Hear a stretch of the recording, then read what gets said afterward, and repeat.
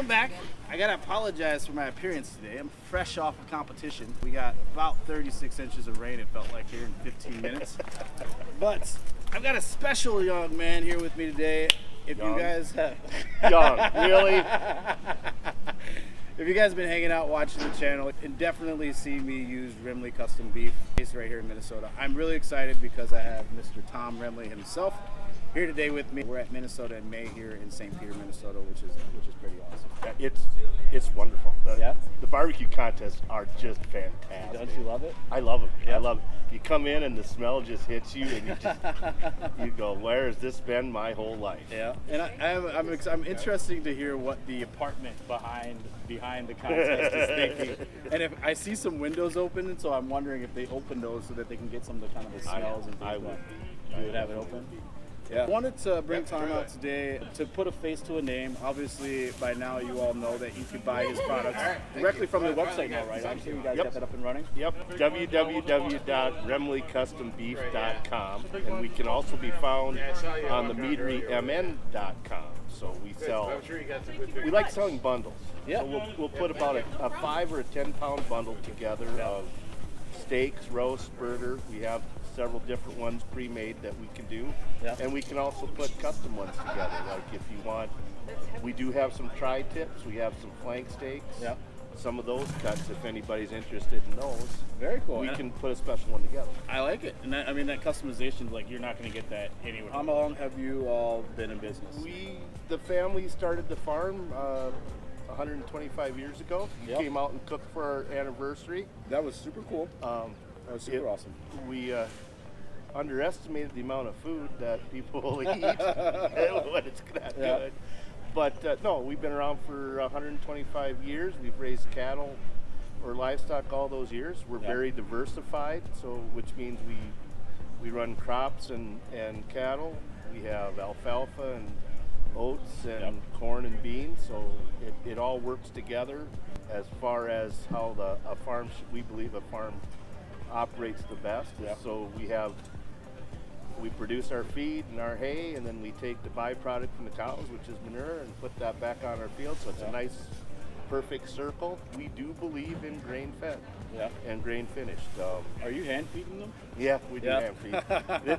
This is an operation. We feed with a 5-gallon bucket, and we feed we're up to about, we got 20 head on feed right now for the next year. So it's work, but it's a labor of love, so you don't worry about it. I know all about a labor of love, right? This barbecue game is similar, right? Like, I mean, we were out here this morning in the rain, and I was just like, I'm doing this because I love barbecue, I love the people, I love all the relationships that I've got to form out here, right? You definitely have to love what you're doing, and I think that's why the quality of the meat is so good, is because you truly do love what you're doing, and you truly care about the product that is going to be on people's dinner table at the end of the day. That's the one thing that is probably out of doing this that I think is probably the greatest compliment you can get is that they thought enough of your product to buy it and put it on the dinner table to feed their family. Yeah. And that is really, really important, because just like your barbecue family, it's like we're part of your family when you put our beef on your table. Yeah, absolutely. So that's important. And in a market that's so saturated with so many options, and so many options that aren't even good for you, right? It's awesome to know. I really enjoy going to the farm because I don't get very many chances to see where our food comes from. And I don't think as Americans we get enough chances to see where our food comes from. And getting to spend the day, even though you put me to work for like 20 hours cooking for thousands of people for their 125th farm anniversary, I absolutely learned so much about what a farm was, right? Like, I had this picture in my head about what a farm was, and then actually seeing it, and let me tell you, they did not line up. We sometimes show the idyllic view. You got to see the real view, which is dirt and wet, and we don't always look, picture perfect there. So no, that's just the way it is. It was comfortable, man, and I really had a good time. You guys know that I'm hype about the Wagyu because it's the best beef that's out there, in my opinion, flat, hands down. But Tom, that's not actually how you got into the beef game, is it? No. We raise our main cow herd is a breed called Maine Anjou, which come from France. In fact, in France, they're known as the chef's choice. They offer very high quality meat good amount per carcass, which is important to me. They're easy most of the time to work with, and I like how they look, so that's what we raise. So, You like how they look like from from just an aesthetics perspective? yeah, from aesthetics, for Yeah. what you look for They're in cattle. pretty cow? They're pretty cow. My wife calls them the fluffy cows because they have a lot of hair. Yeah. So if anybody who goes to a fair, a state fair, you walk through the show barn, the barns there, a lot of those have main anju in them. Yeah. So it's that's kind of an idea what they are. Yeah. And then we started crossing them with Wagyu through artificial insemination, Yeah. and that has worked really well.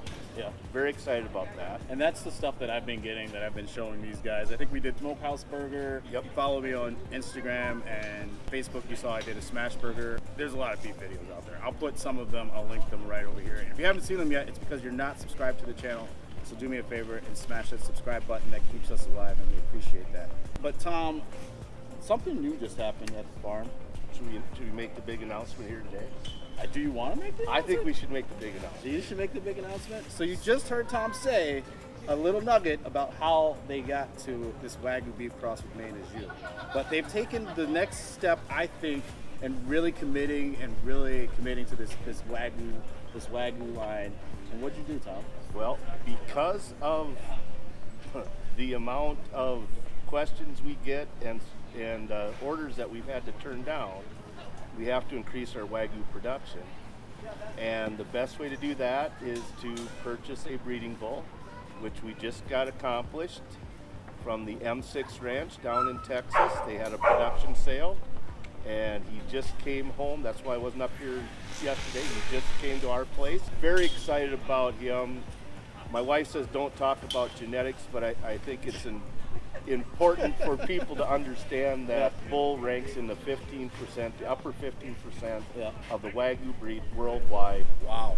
For carcass traits such as marbling, the amount of marbling, and the quality of marbling.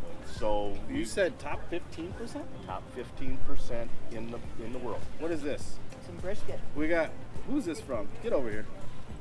Get over here. See, this is what they do to me, Tom, right? This is Mr. Enerson. You have to kind of duck down in here because I got the camera over here. This is Mr. Enerson from Rum and Smoke, but we just got done with the contest, and usually people walk around, they want you to taste their food, and they know I'm cool. I mean, that's second place to mine. Second? That's all we can ask. No, good work. You have a good cook today? Yeah, everything went as planned. Fantastic. You're going to be on YouTube now, by the way. All right. All right? I'm Facebook famous, YouTube famous. Well, you ruined me Yeah. for a lot of food at Huron. What? Why? Because that was my first sample of competition barbecue. Really? And I have a hard time now. We don't order ribs out anymore. Pork is iffy. Yeah. Brisket is definitely a no. So that was a bad brisket I got out in Huron, right? It was still good. You know, we're not going to mention any names here, but you know, like when I got to know Tom, I got talking to Tom, and you know, he's got an interest in kind of helping us comp guys get quality beef, and it's even more exciting that the beef is going to be coming from Minnesota, but really that it's going to be consistent beef is what I'm excited about. And I've gotten some samples of some things, and they have been, let me tell you, they are fantastic. So if you have not headed over to RemmeleCustomBeef.com, I'll put the URL just right here, or if you haven't headed over to the meadery, or if you're looking for a custom bundle of some awesome raised beef, you got to hit them up and just check it out, right? We'll get it shipped right to your door and make sure that you enjoy it. And if you're looking for a way to cook it or you need some ideas, you can always hit me up. So tell me a little bit about raising the Wagyu cross that you have. Like, tell me about the life cycle from, I heard you actually just had twins. Yeah, we did. And I heard you really love twins a lot. We don't like twins at all. They're hard. They're photogenic. Yeah. I will give you that. Yeah. There is nothing like getting that shot of a mama cow with two babies on each side. Yeah. Tell us about the life cycle. Like, So how's it start and how's it finish? that beef that gets on your plate, if you think about it, we harvest at roughly 18 to 20 months our normal beef, and we like to get if we could get to 24 in the Wagyu, that's where they mature at the best, the F1s or the crossbreds. Mm-hmm. So it takes a while to build that marbling. So you're feeding it to build the marbling. So if you go, say 24 months, 2 years, and then go another 9 months, that's how much we plan to put that steak or that roast on your table. That's absolutely Because incredible. we look at it, we have the cows, we know how our cows, most of them will cut. We've taken a lot of samples through the years, carcass tests and stuff, so we know how they'll cut, we know which cows will cut the best, and we matched up the matings and built our cow herd around that to give you that consistent product most of the time. Yeah. I mean, there's variances. Every year is a little bit different. It's been your best year so far in terms of like raising cattle and just seeing the best. The next year, is it always the next year? Always the next year. No, it's best is so hard to what's best. Right now this year we had a very good calving season so far. Really good, cross our fingers. Last year we ran into out of the blue and everybody had it. We had a disease situation come through that cost us about 3-4 calves. There's just nothing we could do. The vet was out. We looked. We have a very good veterinarian that comes out when asked to do herd checks and health checks. So it just happens. You will lose livestock every once in a while. So we tweak our program based on the recommendations from our veterinarian. We had a very good year this year. So.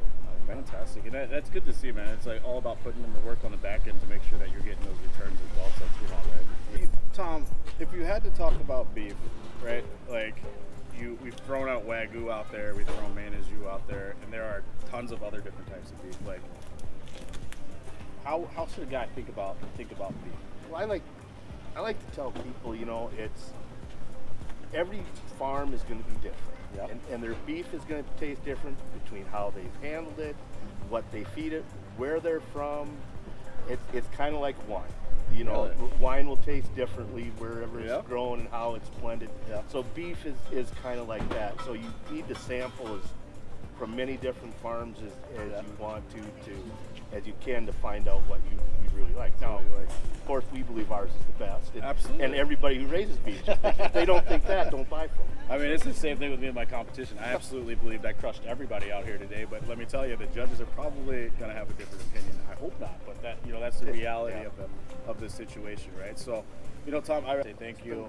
It's been really awesome being I don't want to say guinea pig because, I'm just the launching board for some of your products, and I hope that some of you guys are watching this and some of you guys are interested in trying something new, especially something that's raised in Minnesota and that's such a great product and that clearly there's so much love that goes into it, right? It's really going to change your beef experience at the end of the day. Last words, Tom, what do you got for me? I would just say take a look at our website again and the meaterymn.com to see what's offered there. We're open for business 24/7. We'll ship it wherever you want to. We've gone to Texas with it, Florida, Isn't that the Tennessee. beauty of the internet, though? Is that you can go anywhere now, right? Yep. Colorado. Unbound, baby. Yeah. Unbound. As always, you guys, thanks for watching. Be sure to check out this smokehouse burger. It was absolutely delicious, made with Remmele's Custom Beef. We'll see you next time.